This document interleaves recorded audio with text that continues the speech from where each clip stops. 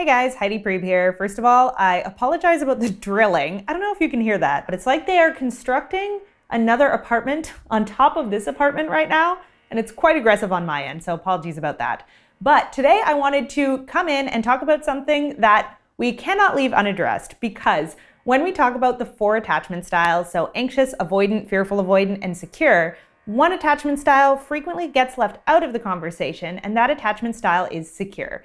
And the reason why we leave secure out so easily is because this is the attachment style that is considered the kind of ideal. So I want to make a distinction between attachment and, let's say, personality systems.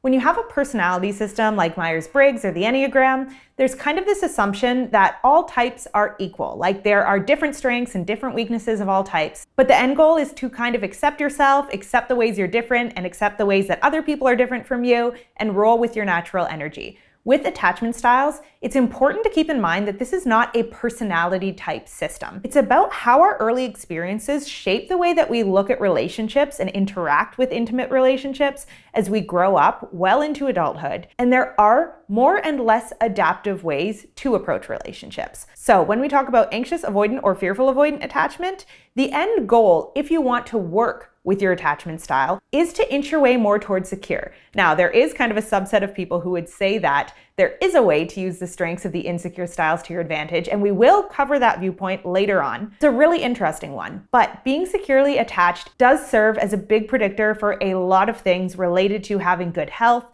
happy relationships, overall life satisfaction. So it's generally agreed upon that if given the choice, and we do have the choice to start working towards secure, this is the attachment style that kind of gives you the best shot in life if you're in a situation where being secure is adaptive. And that's something that I talk about in a different video, which I will link below. So today I'm talking about 10 signs that you might have a secure attachment style. And these signs can be used either to identify traits within yourself or other people, or to start keeping in mind where you might want to be working towards if you are currently insecurely attached, but you want to become more secure. This will give you an idea of what it will look like when you get there, or what it will start to look like on the way. Sign number 1 that you might have a secure attachment style: asking for and receiving help feels very natural and comfortable for you.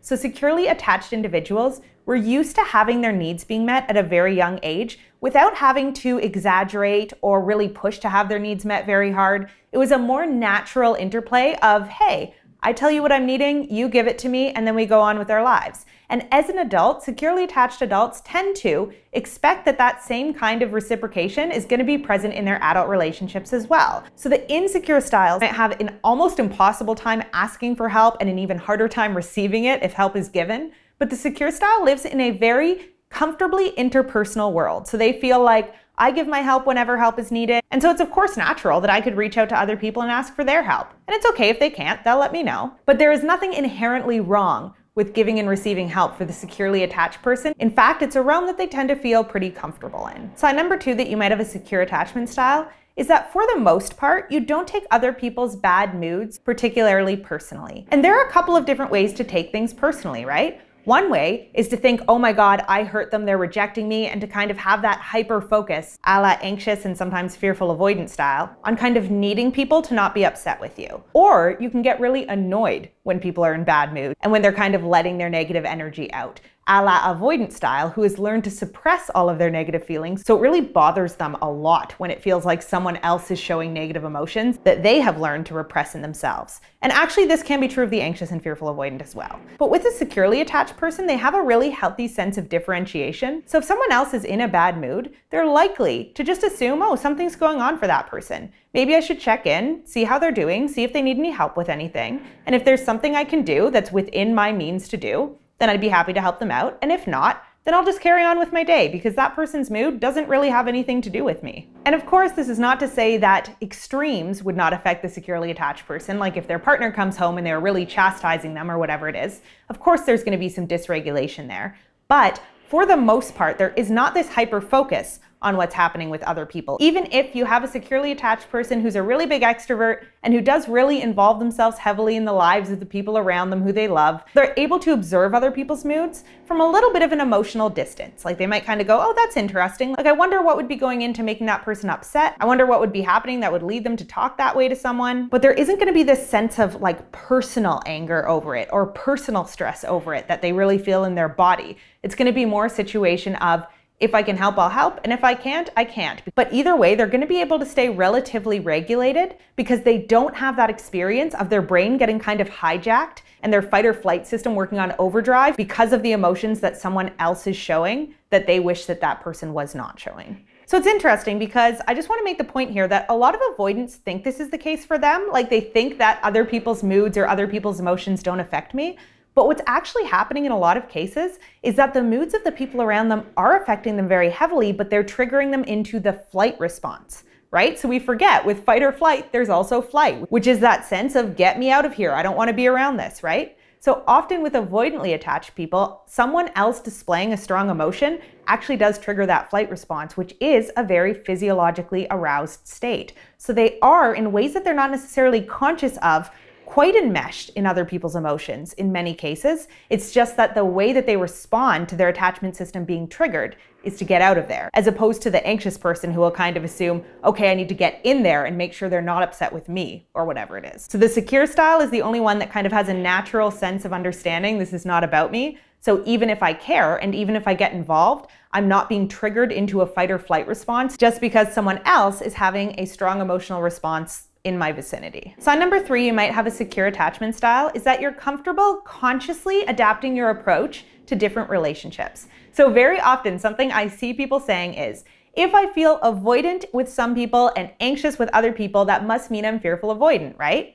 It could, but actually, that's kind of the natural response for everyone. Most people are a little bit avoidant around people who have a surplus of anxiously attached energy, including other anxious people. So if you get two anxious people together, generally one of them will actually start avoiding the other a little bit because both of them are looking for someone who will meet their needs. And if they're both presenting their needs very strongly, they both look at each other and are like, well, you're not going to meet my needs. You're so preoccupied with your own. So generally, to an extent, most people will have the experience of avoiding anxious people a little bit. And the avoidance, because they don't quite give you a lot of information, there is a natural tendency for all people to kind of overexert themselves a little bit with avoidance. And what your attachment style is will depend on whether you overexert yourself a small amount or a humongous persistent amount. And if you are securely attached, you will absolutely still adapt your approach to different relationships. The difference is that you will be doing this consciously, whereas the other styles will be doing it mostly unconsciously. So I'm going to explain what that means. If you have, let's say, an avoidant person, when they're around someone who is having a strong anxious attachment response, who is really displaying a lot of vulnerability or a lot of emotion, they're again potentially going to get a little bit hijacked by their nervous system. They're going to start having critical thoughts, thinking this person can't handle themselves.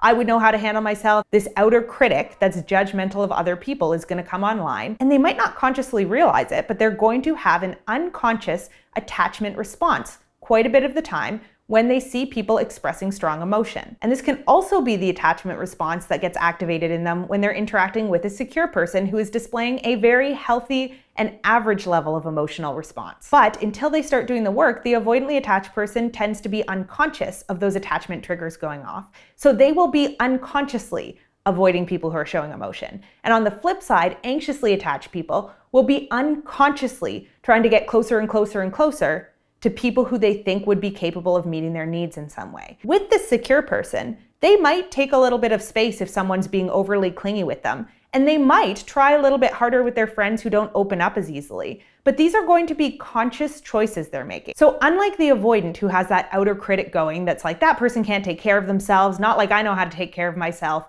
the securely attached person has a very differentiated inner monologue.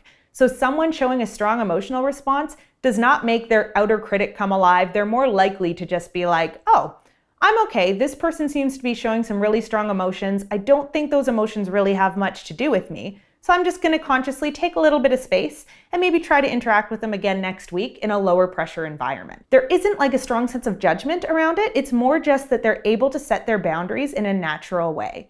And with an avoidant person, they might go, oh, This person seems to need a little bit more space, let's say. So I'm going to give them a little bit more space in our friendship, and I'm not going to be horrendously insulted if they don't text me back right away or whatever it is. I just won't rely on that person for frequent communication. So they're able to kind of naturally understand what's my stuff, what's someone else's stuff, and which boundaries do I need to set with different people to keep myself okay based on what their stuff is. Right? So they will absolutely respond differently to different friends, to different relationships, to different situations they're in, but it's going to be quite conscious rather than coming from a kind of triggered fight or flight mode where they're just reacting to people without thinking about why they're reacting that way and then dealing with the fallout of it later. They're able to more clearly understand what different people's needs are and adapt their approach accordingly because, again, they don't have that trigger response that happens when they see someone displaying emotion that they wouldn't necessarily display, whether that's anxious or avoidance, right?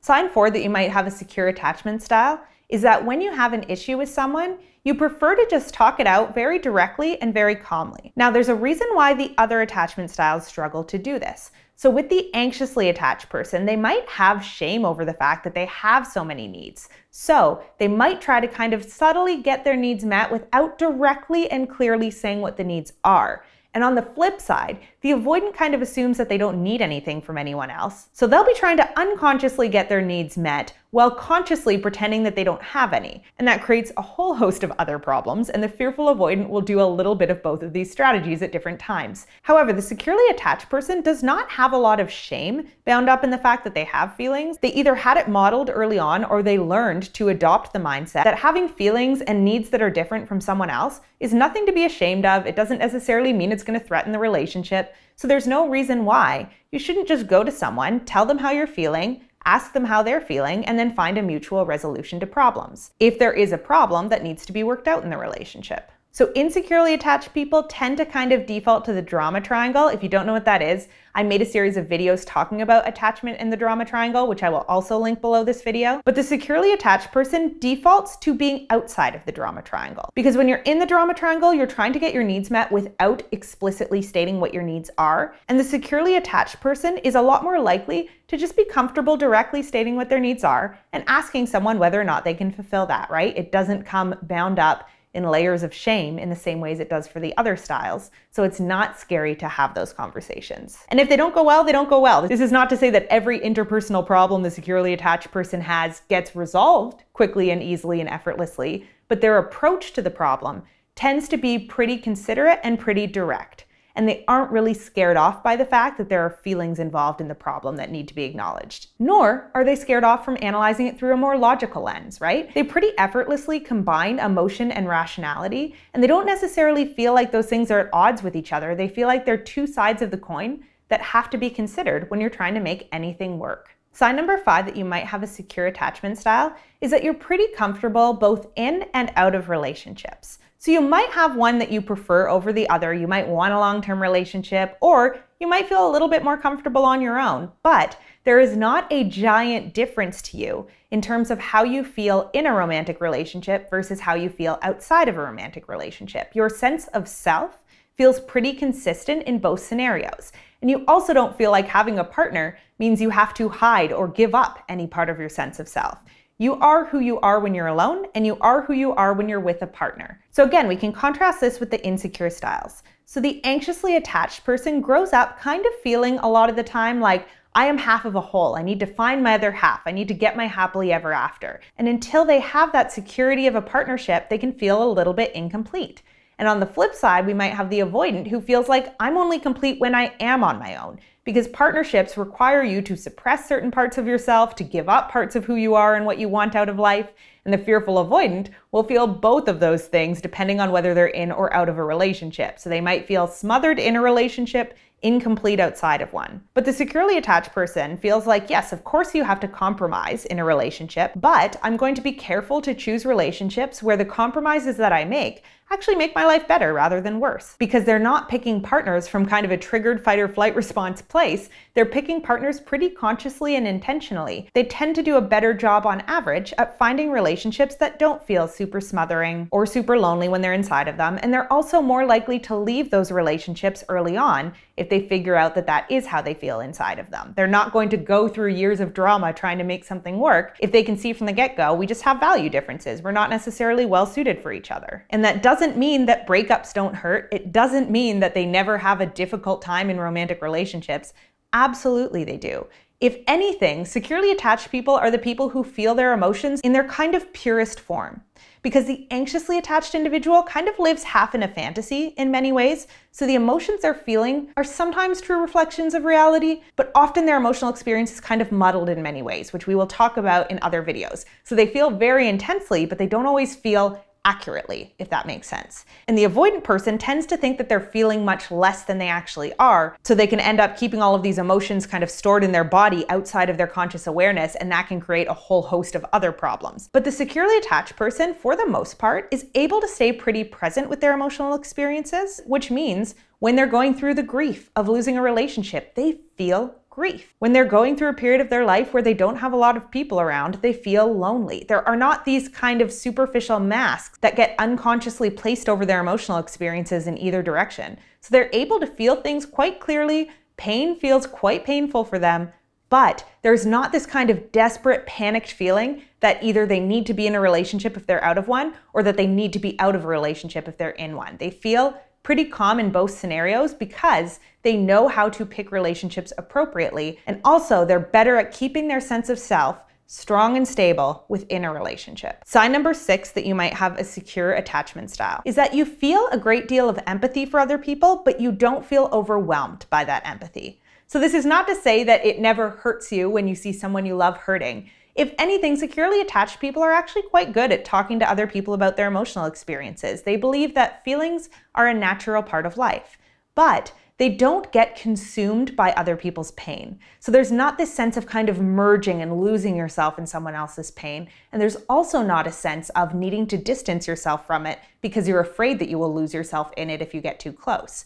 The securely attached person generally had a pretty good experience of containment from their caregiver, which means the caregiver was able to respond to their pain, to see them in pain, to mirror their pain back to them, but not get overwhelmed by it themselves. So most securely attached individuals had early experiences with caregivers who were able to sit with them through their pain and really show that they were feeling for them, but not get triggered themselves by the fact that someone they loved was in pain. Or that may have been a skill that someone who was once insecurely attached learned later on in life and can now apply to relationships. So with the anxiously attached style, I think that's more the kind of people who would consider themselves empaths in a very intense way.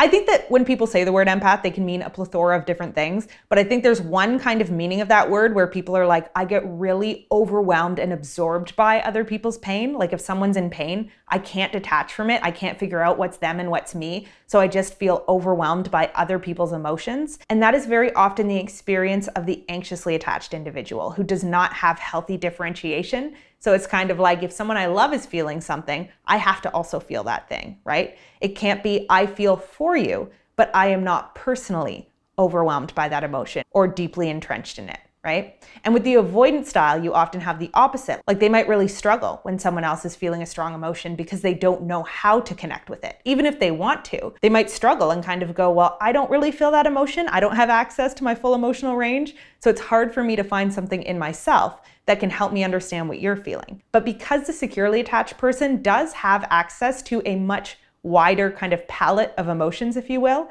it's not that difficult for them to sit with someone who's in pain or who's struggling and to really understand what they're going through, to get their point of view, to find something in themselves that helps them to kind of understand what that person's going through. But at the end of the day, they're not going to feel kind of overwhelmed by that person's pain. They're going to be able to feel for them, but also know that pain is not mine. And of course, other people have emotions. There's nothing uncomfortable there.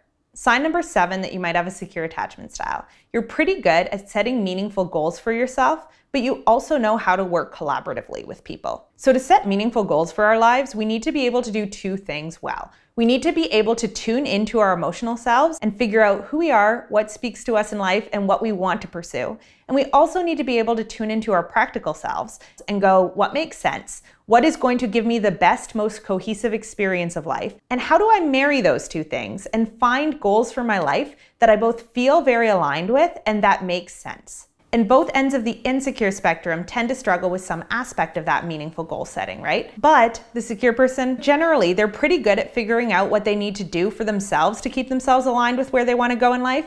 But they're also pretty good at figuring out, okay, how do I merge my life with someone else's if, let's say, I get into a serious partnership? Or how do I take the needs and wants and emotions of my loved ones into consideration when I'm making major decisions? And where do I have to draw boundaries around that? Now, again, this is not to say that the securely attached person never has conflicts. It's not to say that they never get it wrong in these areas, but it's to say that they don't have a specific lifelong persistent struggle in one area or the other, right? They don't struggle to set meaningful goals on their own as a general rule, and they also don't struggle to collaborate and make compromises as a general rule. Generally, they have a perfectly average ability, maybe above average ability, since we are contrasting them with insecure styles, to navigate both the solo aspects of life and the interpersonal aspects. And they consider both types of goals, personal ones and interpersonal ones, to be meaningful and worth considering heavily. Sign number 8 that you might have a secure attachment style is that you're comfortable depending on people. So I think that these days the word dependency has become kind of a dirty word. Like, we see being dependent on people as this bad thing that no one should be. And yes, you should absolutely not be completely dependent on someone, right? So you should not be putting all of your well-being in the hands of someone else. You should never have a relationship where it feels like, I will not be okay, I will not be able to take care of myself if this relationship should end. But it's a great and normal thing to have a healthy level of dependency on people, right? So to say, I can trust, let's say, my spouse or my friends to follow through on their promises, and because I can trust that, I can outsource certain things to them. And if that stops working for us, then we can renegotiate what we're outsourcing to each other and what we're relying on each other for. But securely attached people tend to be somewhere around the middle of the spectrum between codependency, which is when we're overly dependent on someone else, and counterdependency, which is when we don't feel comfortable relying on anyone for anything. Securely attached people are comfortable trusting the people in their lives to show up in the way that they agree to show up. They tend to have very explicit expectations and agreements in their relationships because they approach people directly and take people at face value when they say they can or can't do things for them. And that does not mean that they never get burned. It does not mean that their trust is never betrayed. Absolutely, all of those things happen to securely attached people, the way they happen to other people as well. But over time, they tend to learn how to root out who they can trust and who they can't. And they're always aiming towards relationships where it is okay to be dependent on each other in healthy ways. And that's what we call interdependence. When you're okay on your own and another person is okay on their own, and you figure out together, where can we rely on and support each other in order to make our lives mutually better, right? Interdependence. Sign number 9 that you might have a secure attachment style is that conflict is uncomfortable for you, but it's not the end of the world, and you're able to tolerate the discomfort that comes along with conflict. So what you'll often see with the insecure styles is that conflict is so unbearable for these styles that they'll default to one response or the other. So the anxiously attached person might go, okay, I'll just give over everything I need and I'll fawn over this person and try to get them to kind of subtly meet my needs by first me meeting so many of their needs that now there's this unbalance in the relationship. And the avoidantly attached person might feel like conflict is so uncomfortable and I also don't see a point in it because I can always meet all of my own needs. So anytime there's an issue in a relationship, why talk it out when I could just go away and make myself feel better on my own? But the securely attached person generally has a pretty good sense of when an issue needs to be addressed in order for a relationship to start functioning in a smoother way. And they know that that isn't necessarily going to be a comfortable conversation, right? They might not like conflict, they might not like having difficult conversations, but they're willing to have them and they know that they're an option. Right? A lot of the time with insecurely attached styles, they don't even really understand on like a gut level that having a direct conversation that just resolves an issue is possible. They might have so many internalized experiences of conflict as highly activating and highly negative that they think any conflict is going to be like that. But with the securely attached person, they either saw early examples of, or they consciously learned that conflict can be resolved peacefully, that you can resolve conflict while keeping your respect for the other person and vice versa. So while they don't necessarily like conflict or want to have difficult, uncomfortable, emotionally vulnerable conversations, they see them as a kind of necessary evil, and so they're much more likely to both initiate and respond positively to those conversations when they come up. Sign number 10 that you might have a secure attachment style is that you tend to take a fairly balanced view of other people's behavior. So this often shows up, especially when the securely attached person is talking about someone who is an attachment figure to them. So that might be their parents, it might be their partner,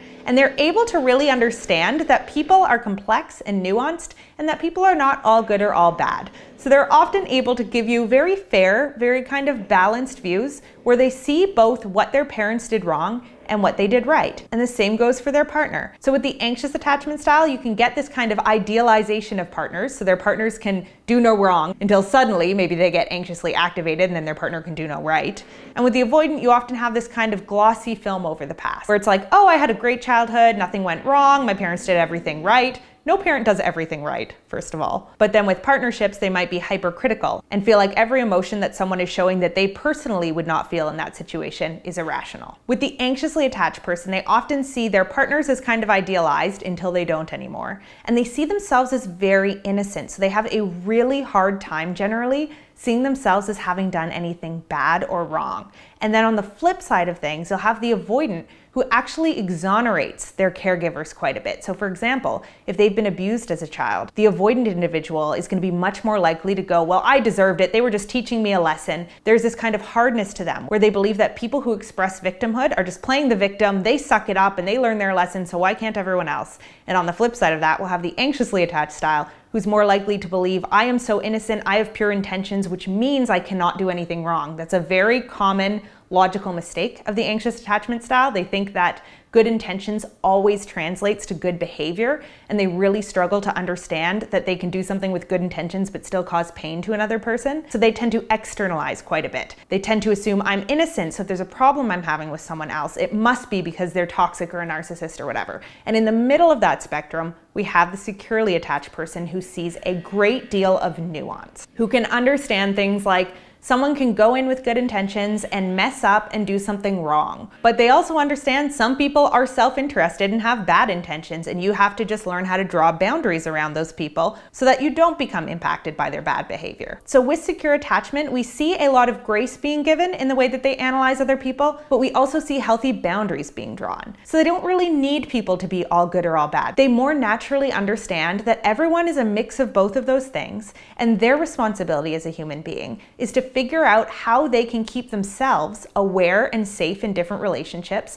based on how other people are showing up. So again, when you ask them about someone's character, particularly someone they're close to, like their caregiver or their partner, you don't really get these extremes. You don't get them being extremely critical of or extremely idealizing of someone who they're close to. In general, you tend to get a very respectful and fair and balanced view of people. So they might kind of laugh a little bit talking about their quirks that their partner has that bother them a bit. Or they might be able to say, you know, my parents couldn't always be there for us in the ways that we needed because they had all of these circumstances going on in their own lives that made it really difficult for them to know how to show up in an emotionally available way. And this is actually often a very strong sign of someone who has earned secure attachment, is if they truly did have an early life that was very abusive, that maybe caused them to develop an insecure attachment style growing up.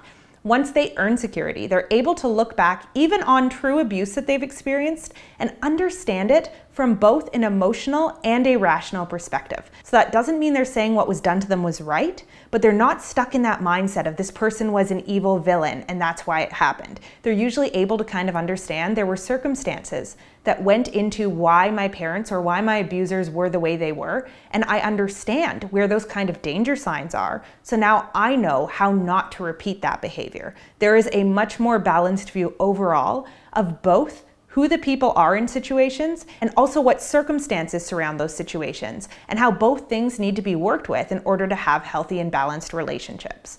So again, a strong sign of secure attachment is that they're able to see a lot of nuance and really understand that both good and bad intentions and actions can coexist within a singular person. And again, this is why generally securely attached people don't struggle as much as the other styles might struggle to apologize, because they understand I can go into a situation with good intentions and still accidentally do someone harm. And it's not as big of a stretch for them to be able to realize that when someone comes to them and say, "You've hurt me." They can kind of more naturally shift into that person's perspective and go, "Oh, I see here why that was hurtful to this person, even though I didn't mean it to be that way." So I can acknowledge that person's worldview, let them know, that wasn't my intention, but I see I've hurt you and I really apologize, and let's talk about how to create a better situation moving forward. And again, it's not that it's always going to be put in perfect language. It's not that they're never going to get a little bit annoyed or uncomfortable in the process. It's not that they never make judgments about other people. But for the most part, securely attached people are able to take a much more nuanced view of people because they are not chronically being put in that kind of fight or flight response like the anxious and the avoidant styles and the fearful avoidance style more often are. All right, I think that's all that I have to say about secure attachment for today. Let me know in the comments what your thoughts are, what your experiences are. If you are on an attachment healing journey and you're starting to see any of these signs emerge in yourself, that's an awesome thing. Take a moment to feel proud of yourself and let me know how that's going for you. Until next time, I love you guys. I hope you're taking care of yourselves and each other, and I will see you back here again. Let's be real, tomorrow.